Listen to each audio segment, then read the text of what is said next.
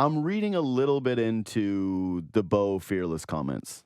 Yeah, this was after the second game of the series because I just saw the headlines and I started reading the quotes and I went, yeah, most of this stuff is basically, just giving a nothing burger to the media, trying to make sure that you don't say anything incendiary. And I don't think it's incendiary, but I do think that there's something to it. Roll it. I think we need to be fearless, honestly. I mean, I think I don't think any team accomplishes anything special not being fearless. So I think we just need to be fearless and go out there and play our game and be aggressive and get after it. So I love this because if there's one guy on the team that's fearless at the plate, it's Bo Bichette. Yeah. Guys, like 2 strikes, it's totally fine. Whatever, we'll do that. To his detriment, I think a lot of the times where people go, look at Bo, 2 strikes, no problem.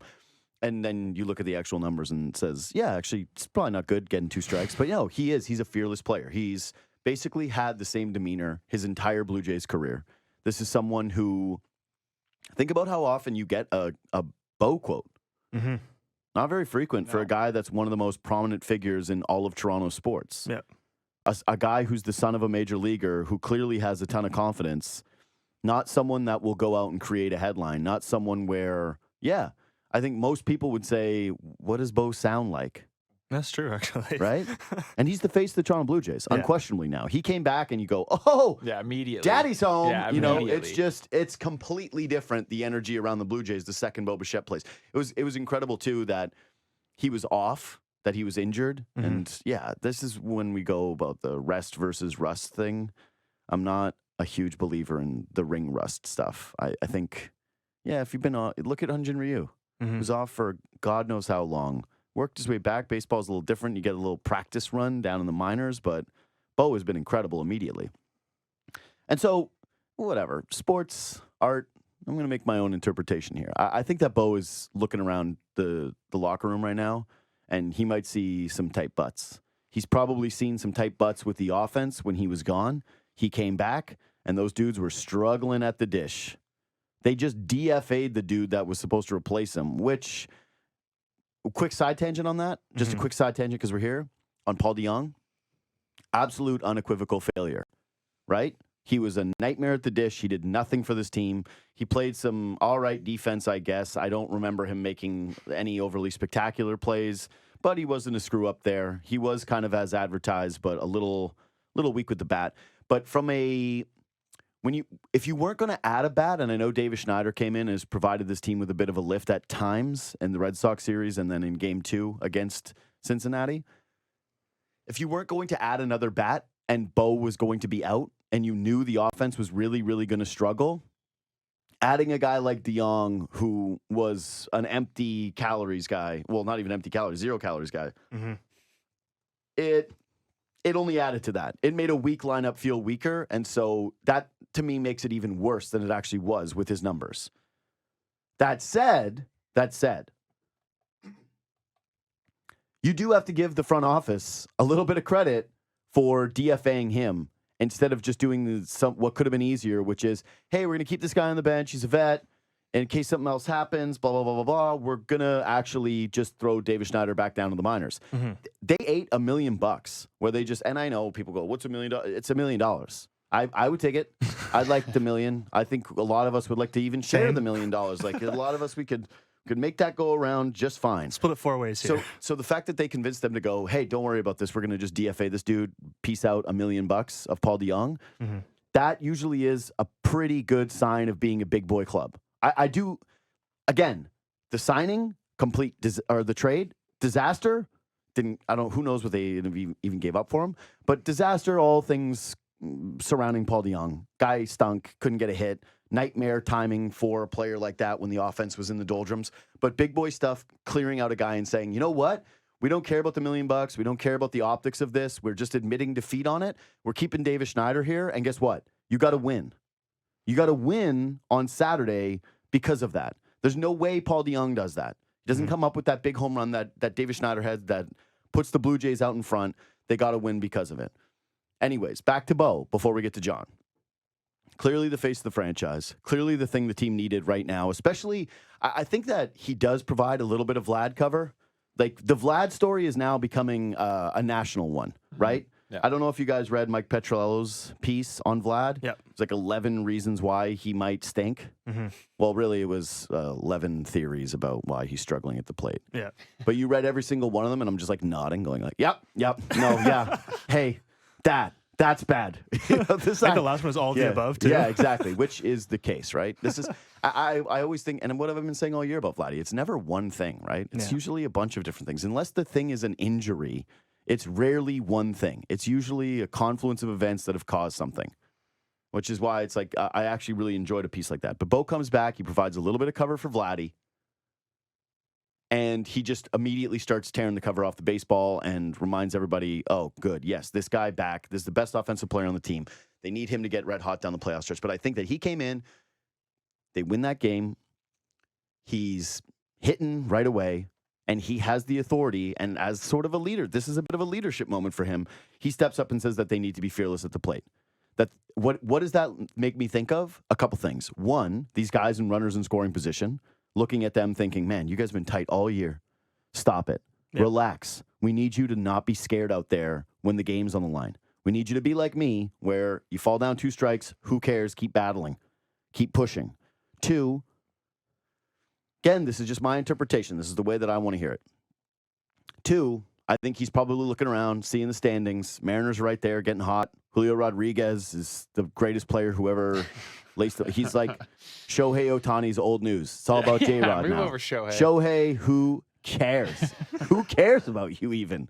It's all about J-Rod. Ever since he grabbed that baseball, that catch where he faked it. Oh, yeah. It's like I swear to God, the Big month for the J-Rod. timing is almost exact. He has been incredible. Mariners are red hot. The standings are getting tight. Blue Jays tight butts at the dish with runners in scoring position. And then I also thought that it was a little bit for Vladdy. I did. I thought it was a little bit of, dude, how many times are you beating the first pitch into the dirt? How many times are you leaving those meatballs? You know that was the most interesting stat from the Petrollo piece, is how many, and Ennis tweeted it too. So actually, credit to Ennis because he had this thing first out of anybody that I saw, which is that Vladdy's getting more meatballs this season, more down the middle of the plate. Not what I was going to say, because that's what I say to friends in private, that kind of fastball. But yeah, you get the drift. He's leaving those this year. He just doesn't look like a guy that is very confident in his approach. And I wondered if Bo, when he's watching Vladdy right now, is thinking, dude, you have to, you're the number one guy that needs to be fearless. I trust George Springer's going to come around on this thing. He's going to be all right. Whit Merrifield's hitting 300. What's the piece that you miss? It's Vladdy. I think that in some ways, even if it's subconscious, he's got some of that has to be on his mind because of Vladdy. Anyways, John Morosi, MLB Network insider. You're in Williamsport for the Little League World Series. That's fun. How we doing, buddy? Doing great, my friend. One of my favorite trips of the year. We had the Little League Classic last night, the Phillies and Nationals, and it's been a very great trip. I actually have my entire family with me, which is a very fitting thing to do, to have the Morosi minivan depart from Michigan. My 3 kids in the back. It's a great story. Great family time. I was going to say, was that one of them right now? Was one of them just yapping at you just right now? Yeah, well, that was certainly them. The 3 of them were coming down to ask me if they could have more Fruit Loops or, yes, you guys can all go up and find Mama. Go for it. Dude, so JD, you never know with this group. Man, that's one of the best things about a road trip with the family when I was younger was cereal. Is like, now you're at home, breakfast is healthy. You're on the road, you used to get, do they still have those, John? I'm not a family. Do they still have the little mini boxes of cereal where the kids all fight over which boxes that they're going to get? And they basically have to do a draft, like the power rankings of the cereals? So it's a great question. And I can report to you I can report to you about what we have found here on our travels. The variety of cereals still exist in the continental breakfast, but they're not really in the boxes because, of course, that's not environmentally friendly. But they are in what I actually think are cooler, which are those massive hoppers of cereal, and then you sort of turn the dial, and then the cereal is dispensed. So you usually have, I think we've got 3 options here this morning. That's all right. That seems to be quite standard. Yeah. More than enough. That's all you need. I like how we're like, we can't have the box. It's not environmentally friendly. And meanwhile, I saw this morning, I woke up, I opened up Instagram. The first thing I saw is it's like, here's Neymar on his own Boeing jet that he's flying across Europe. And you're like, yeah, that's probably a little bit more than the little cereal box that I want. I got to feel guilty about the cereal box while Neymar flies around in a private Boeing jet. Or Leo DiCaprio, who's making a movie like, guys, global warming is very serious. And then he's on a yacht, I read the other day, that's like, yeah, actually, this thing, the travel of one of his trips is more than your car is going to use in a lifetime. I was like, that's interesting. Anyways, moving off of it. So I got to start with this, John.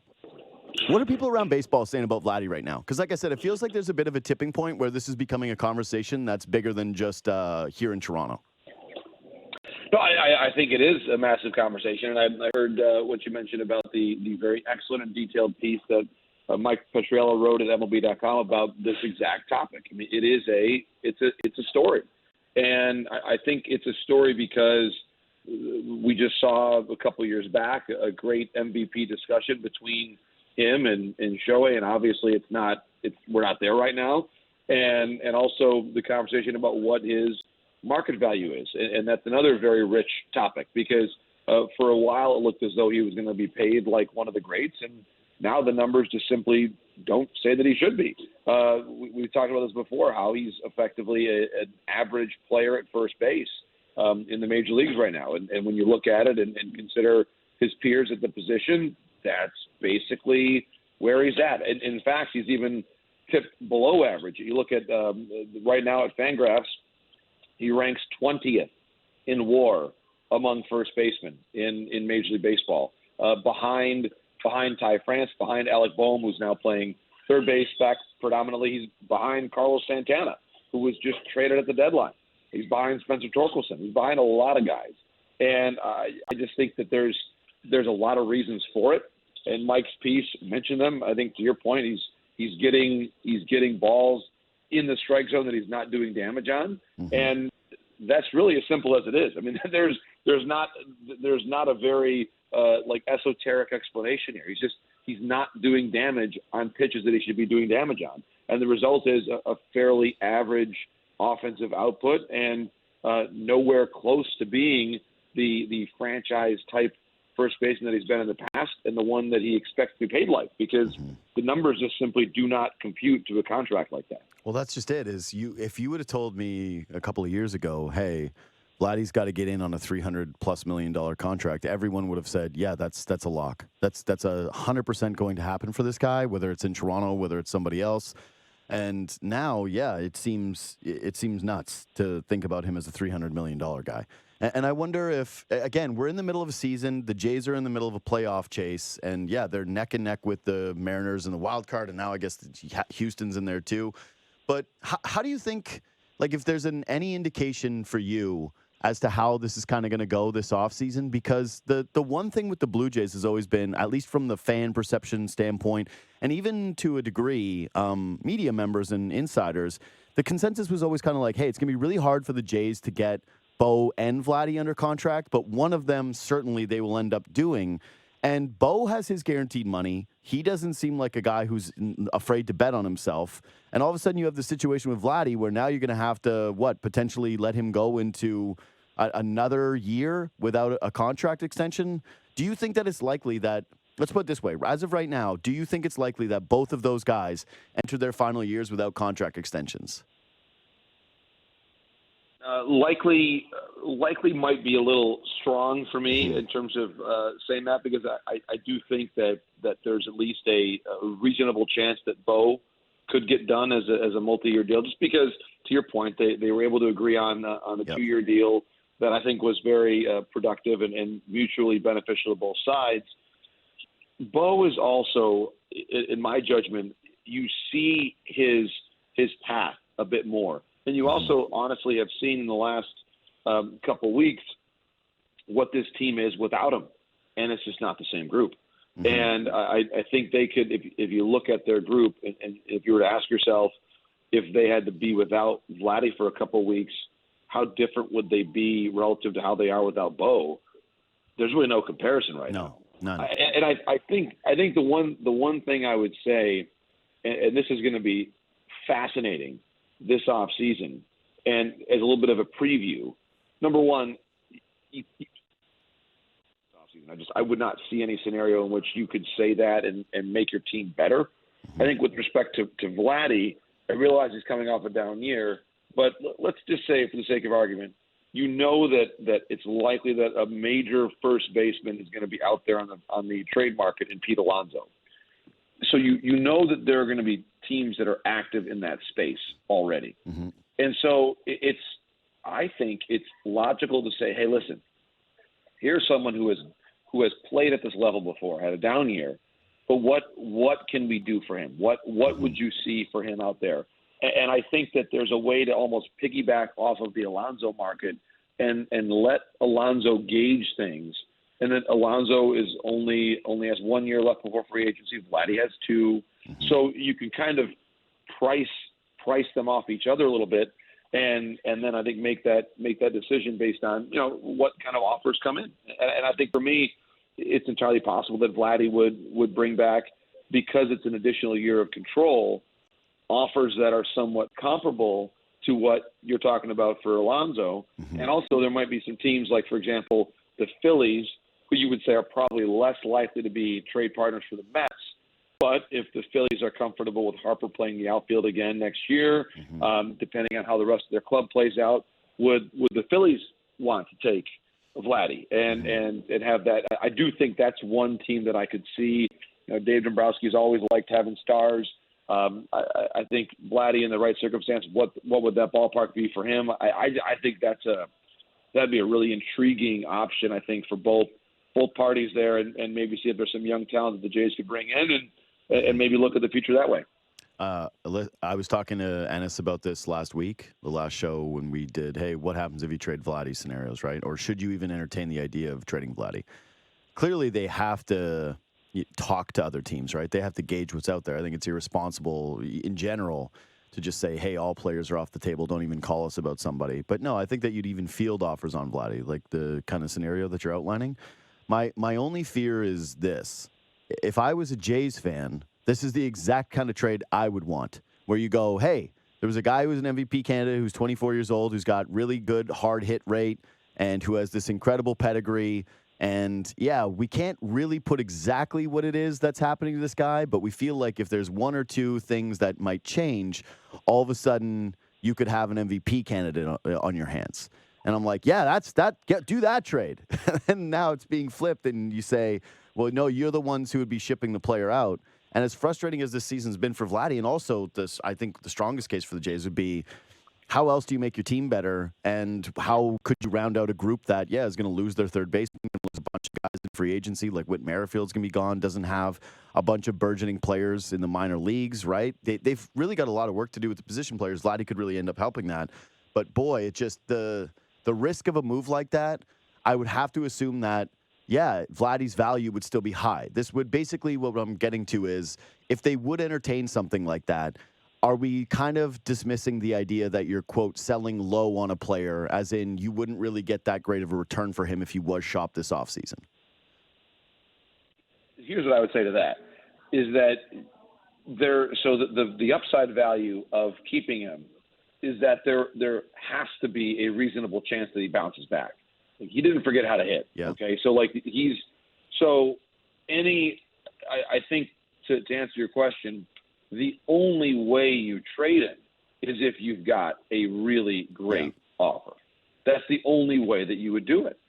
Because if you don't have a great offer, you keep him and you hope on the bounce back. Mm-hmm. If someone gives you an offer that meaningfully improves your club for next year, and you think gives you greater overall value, make the deal. Mm-hmm. But if they don't overwhelm you, then just keep Vladdy and say to yourself exactly the very logical thought process that you outlined. Mm-hmm. You need to get a new third baseman. You need to figure out the outfield. That kind of a thought process is exactly right, unless you look at it and say, okay, wait a minute. What if we trade Vladdy and that allows us to get a third baseman and an outfielder, and depending on how the deal comes together?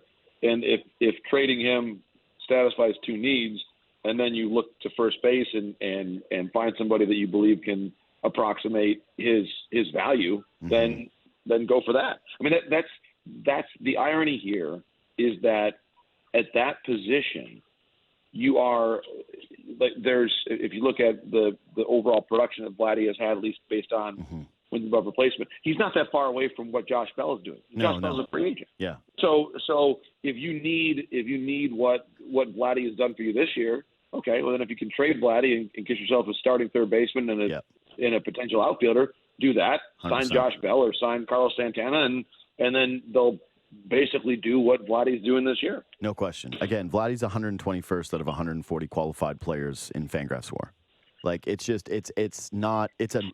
an uglier season than I think a lot of people have wanted to admit for a long time, given Vladdy's age and his stature with the organization. And yeah, I think that there's also actually a little bit of Bo Bichette struggled all year last year, and people were really killing Bo for it, myself included. Where I went, what the hell is this season? What is happening here? And then all of a sudden, down the stretch, he was so incredible that his numbers leveled off to exactly the guy he is. And you went, holy crap! Okay, maybe we don't want to get a little too reactionary here, but yeah, it is different with Vladdy. And you're right. It's just it's way easier to replace what he's giving you.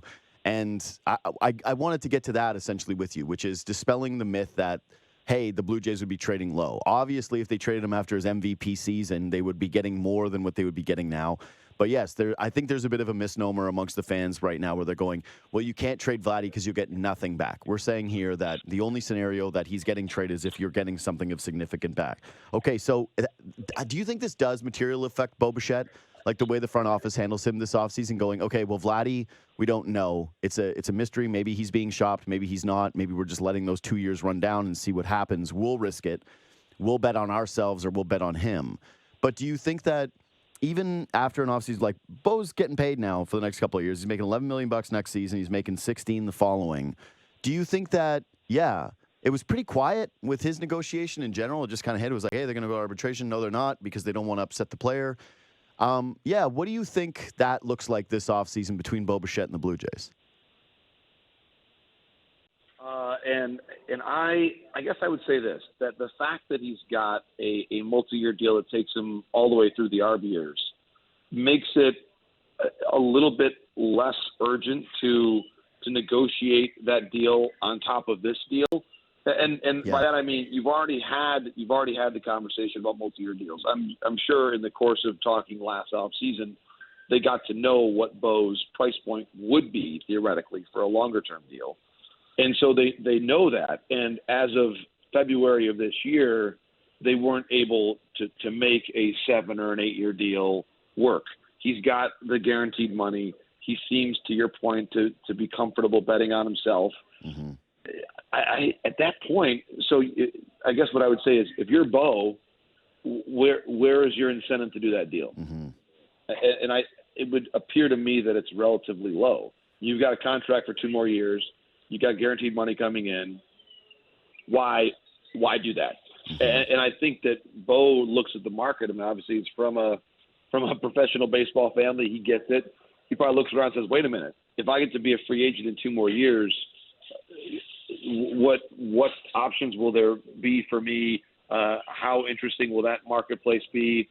I kind of think he plays this thing out. I mean, I look at it and ask myself, what is his incentive to 1 year later do a deal that gives up free agent years? And he obviously didn't seem too eager to do that in February. So I'm just not really sure what would change that would make him want to do that now. So it's not a very it's kind of an uncomfortable situation for the Jays, because if you look at the reality and say, okay, if Bo is going to leave potentially after 25, mm-hmm. and then you look around your team and say, wait a minute, where's my next group of young position players who are going to be the heartbeat of my offense by then? Mm-hmm. Maybe Davis Schneider becomes that kind of a player, but Kirk could potentially still be on the team at that point. But you're starting to ask some guys to really hang around and lengthen out their primes.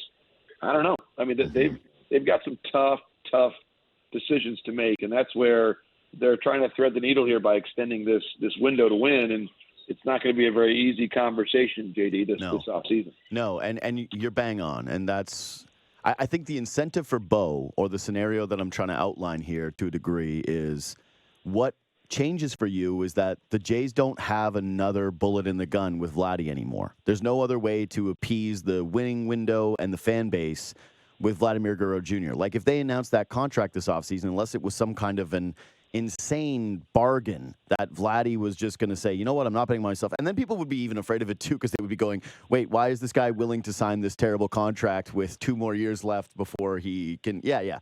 You get my drift. With Bo, it's that he's now got the organization over a barrel, where he would be going, you know what, the time is actually now for me to negotiate this deal, because you guys have to be feeling that stress to a certain degree. You want to have some certainty with your organization. Hell, the thing like I want to get to next is Alek Manoah too. It's like, the Jays thought that they had 3 guys that were the faces of their franchise last year, and now they have 1. Like, the long-term, like, guarantee-ish, as far as you can go with guarantees in this sport, it's Bo.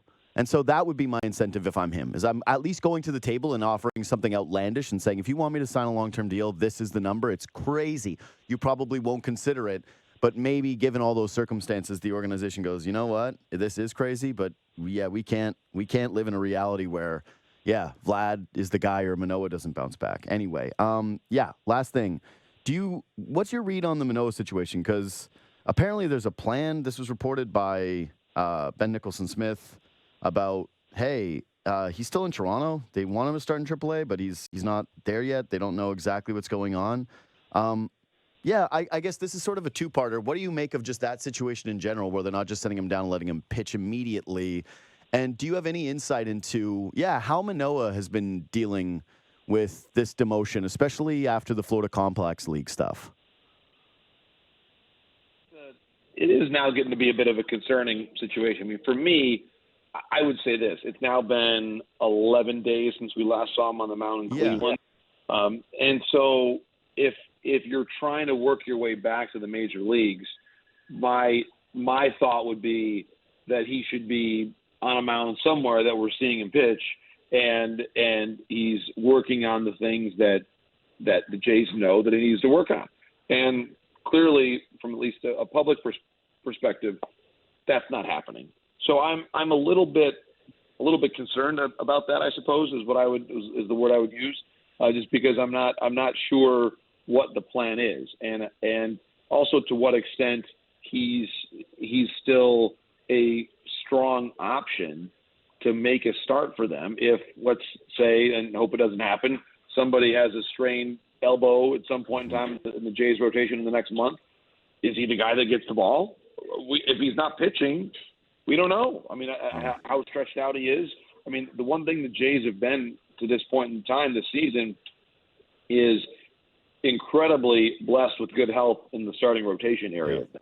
You look at other teams, I think the Rays, the last I checked, it had 16 different starting pitchers this year. The Jays have had basically half that, and that is a massive difference. And so I am a little bit perplexed. I can understand the emotion for Alek that he probably believes in his own heart. Look, I went down to the minor leagues. I worked on some adjustments, and I did what was asked. Obviously, the first start against Detroit was tremendous. It was 8 strikeouts and no walks. But then the walks came back. And I think that the reality is, and it's tough, he did have a good, solid outing against the Red Sox at Fenway, which was another good data point. But the reality is, I think we all see this, there are 5 better starting pitchers in the Jays organization than him right now. There are 5. And so I understand the Jays' idea here, which is basically he's not one of their best 5. And I understand Alek's perspective that, hey, I've shown at least against Detroit and against Boston that I've still got something. So, but at the end of the day, I know it's tough from a pride standpoint and everything else, but I would say that much more than throwing simulated games, that if I were him and if I wanted to prove to the Jays that I could still be part of this team and maybe even make a playoff roster at some point to give you length, I would need to be on a mound in a competitive situation, showing them that I'm working on the things that were talked about and being in the team environment. I'm a little bit old school in that way. I think that being in the team environment, being accountable to your teammates, and taking a start every 5th day is the best thing that he could do at this time, in my view. And we'll see what happens here in the days and weeks ahead. Yeah, that's just it to me. Is I hadn't even really thought about it.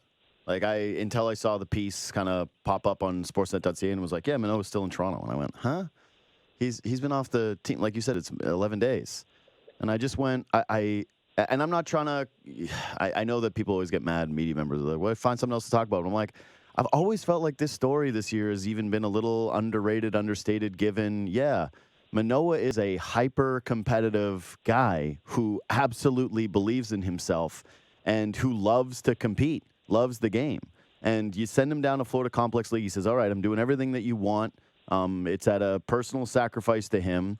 And he comes back, and the results are mixed, right? But it wasn't like you mentioned, it's been Detroit was good, Boston was good, and then there was one other start in there. I want to say maybe Seattle. It was all right. It was like not a disastrous one. And then it was basically a mixed bag where it was like 2 were really bad, 1 was okay, or 2 were okay, 2 were solid.